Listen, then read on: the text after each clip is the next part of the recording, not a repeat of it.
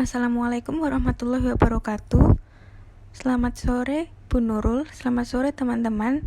Kami dari kelompok 7 akan mempresentasikan hasil diskusi kami materi analisa kelayakan bisnis.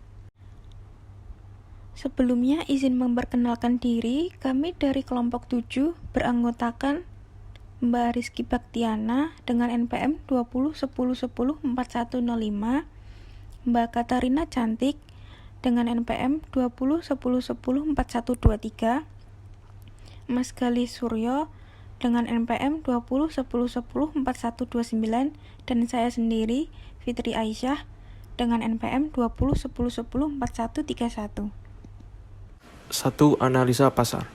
Menganalisa pasar sudah tentu dilakukan usahawan sebelum produk dipasarkan di masyarakat.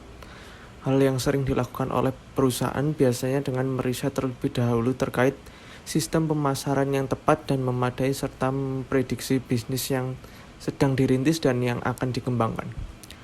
Ada beberapa hal yang perlu dicermati, yaitu target, masa hidup produk, dan struktur pasar. Selain hal tersebut, usahawan juga harus mengenal pesaing terkait pasar dari sisi ukuran segmentasi pasar dan pertumbuhannya.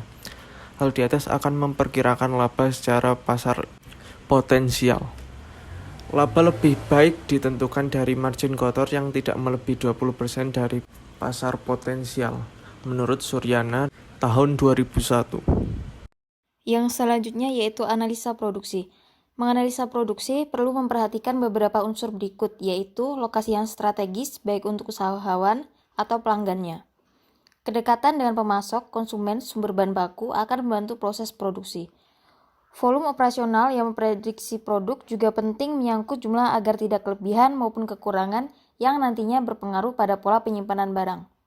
Analisa mesin produksi, alat penolong, dan tenaga kerja diperlukan agar komponen itu tidak berlebihan sehingga menambah biaya yang akhirnya mengurangi margin keuntungan. Yang ketiga, analisa manajerial. Aspek kepemilikan, organisasi, tim manajerial yang terlibat dan karyawan yang menjadi mitra melaksanakan serangkaian proses produksi sangat diperlukan dalam menganalisa sehat tidaknya manajemen usaha ini. Bentuk kepemilikan yang jelas akan mengatur wewenang dan hak para pemodal yang bisa beresiko jika dari awal tidak ditentukan persentase kepemilikannya. Organisasi dan tim manajerial akan mensolidkan kinerja, prestasi, dan teguran yang sehat sesuai tugas dan pokok fungsi kerja tiap karyawan. Hal ini memudahkan pimpinan usaha melihat efisiensi dan efektivitas kerja dalam produksi.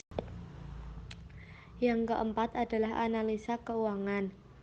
Analisa untuk aspek keuangan meliputi kebutuhan dana untuk modal kerja dan pembiayaan. Sumber dana juga menjadi komponen yang diperhatikan dalam menganalisa keuangan ini. Sangatlah penting dan tidak tertinggal yaitu proyeksi keuangan yang berkaitan dengan laba rugi, neraca, dan aliran kas masuk maupun keluar. Menurut Suryana tahun 2001, rumus yang biasa digunakan untuk aliran kas yaitu aliran kas masuk bersih sama dengan laba setelah pajak ditambah penyusutan ditambah 1 dikurangi tarif pajak bunga. Sekian dari kelompok kami. Terima kasih. Wassalamualaikum warahmatullahi wabarakatuh.